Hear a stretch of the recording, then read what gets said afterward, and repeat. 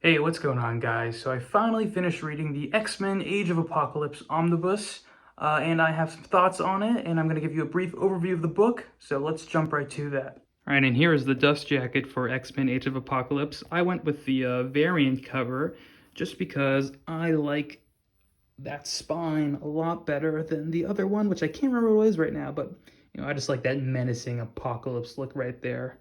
The other cover is certainly better, but I'm not going to be looking at the cover. I'm going to be looking at the spine. All right, guys, here is the Age of Apocalypse Omnibus without its dust jacket on. And so I'm going to open up the book, and we're going to take a look at the content. So you get a nice, huge shot of Apocalypse right there. And yeah, I believe this is a 90s comic, so you'll notice a late 90s comic, I think. You'll notice a lot of the artwork in it is pretty super 90s stuff going on. And it's good sometimes, and in my opinion, it's also bad sometimes. There's different artists in here, so some work for me, some don't work for me, and some designs work for me, and some designs don't work for me. So we start off Age of Apocalypse with Legion Quest, and I guess that kind of leads into the big question of what is Age of Apocalypse, and this will have some minor spoilers about how this all gets started, but I don't think it'll ruin anything story-wise for you listening to this.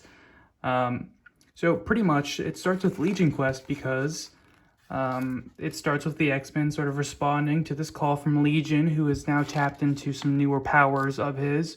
And he's able to do sort of, he's able to time travel.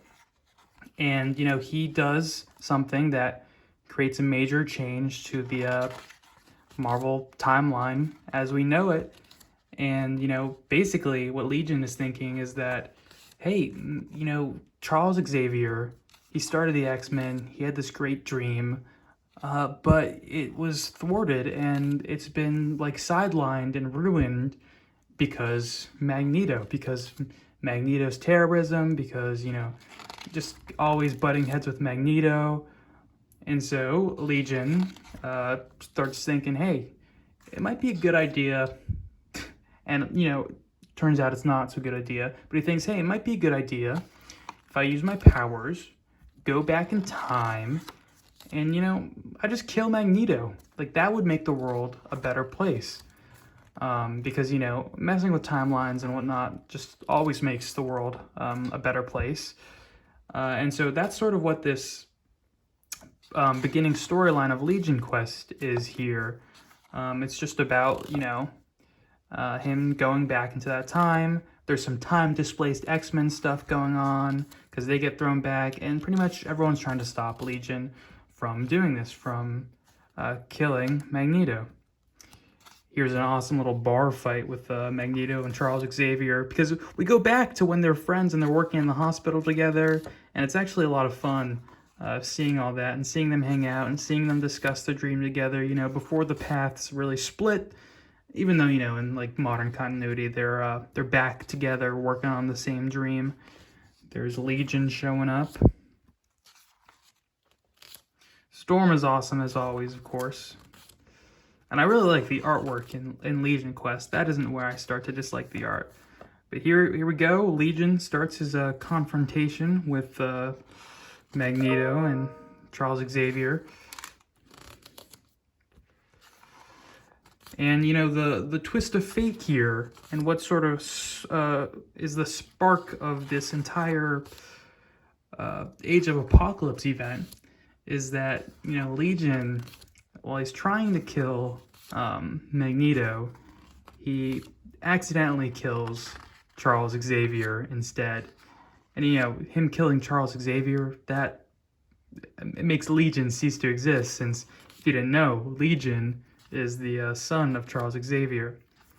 And so this creates a new timeline that exists, which is a timeline where Magneto rules the X-Men, he runs the X-Men, he works at an X-Mansion, and he's trying to keep Charles Xavier's dream alive. And, Apocalypse, he has totally taken over half of the world, I think, and certainly America, the United States, and, in the name of mutant supremacy. and Magneto and his X-Men try to stop that. There's a few other factions that try to stop that. There's like a human council, but I mean, this world that we are thrown into is stricken with genocide caused by Apocalypse and mutants that align with his ideology. And so, yeah, he's pretty much taken control of most of the Earth. And like I said, one of the factions of resistance is Magneto's X-Men. And we get some variations of characters in here. Some good guys are bad guys, and some bad guys are good guys. For example, there's Cyclops, and he's with Sinister and Havoc, and they're not too good. They're not good guys, and there are ideological switches as the book progresses, and people start to learn more things, learn about their actions. And then here we have Magneto being a very good guy. He's married to Rogue. He's got a kid. Yeah, and here is Apocalypse with his bad crew. Sinister is a big part of this storyline too. I actually really enjoyed them in this. I hadn't seen him much aside from current Krakoa era X-Men stuff. Wolverine and Jean Grey are together in this. There's a little throwback to Savage Land Rogue, because what's happening here is like one of the time displaced X-Men. I won't really spoil much of this. One of the time displaced X-Men is thrown into the Age of Apocalypse timeline, and he's basically the only one who knows that there's another timeline exists where none of these horrible things happened. And he goes to Magneto, and they're together. They're trying to figure out a way to stop it. And now there's a few different books involved in this, as you can see. It is just like an amalgamation of a bunch of X titles. And I can only imagine how difficult it would have been at the time if you're picking these up off the comic book shelf, trying to piece this together with or without the internet. Probably the internet wasn't super popular in the 90s. I don't know. Oh man, I'm showing my age here. I don't know when people had real access to home computers and whatnot. But my point is, there's so many titles in this that it is definitely, we should be thankful that we're at a time where this is just very neatly collected for us. You've got the Astonishing X-Men in this. You've got Externals. You've got Generation Next. You've got Amazing X-Men. You've got Weapon X. You've got Factor X. You've got X-Man. And, there's so much, and there's so many different teams that we're following in this. Another person who's a bad guy in main continuity, who's a good guy in this version, is, Sabretooth. Gambit and the Externals is the team. Gambit and Jubilee. Their plot's cool. They're basically just trying to pull off a big heist this entire book. Like I said, we're still in the cool artwork stuff going on here. And then, every once in a while, the 90s throws you off. Look at this, is just weird to me. And anatomy-wise, it throws me off. Weapon X is in this also. Yeah, I forgot that's one of the books it's carried. Wolverine's hair is really flowing in this.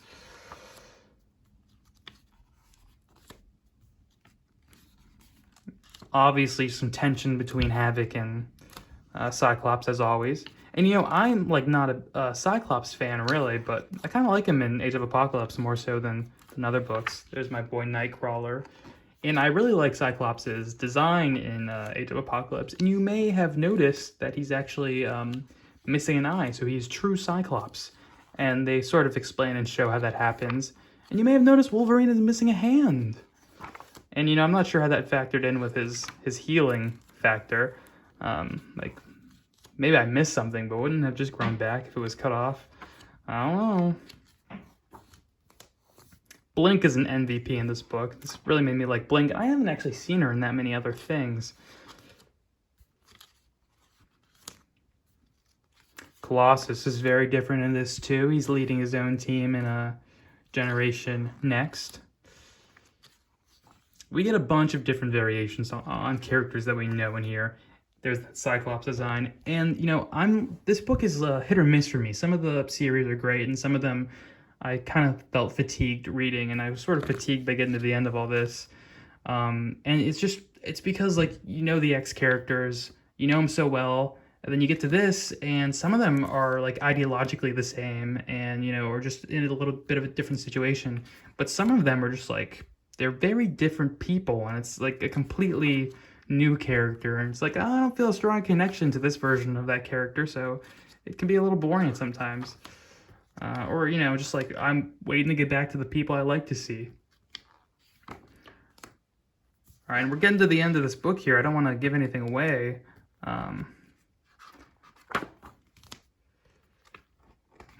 There's Colossus design, which is a bit odd and funny. Ileana's in this briefly, but she's in it.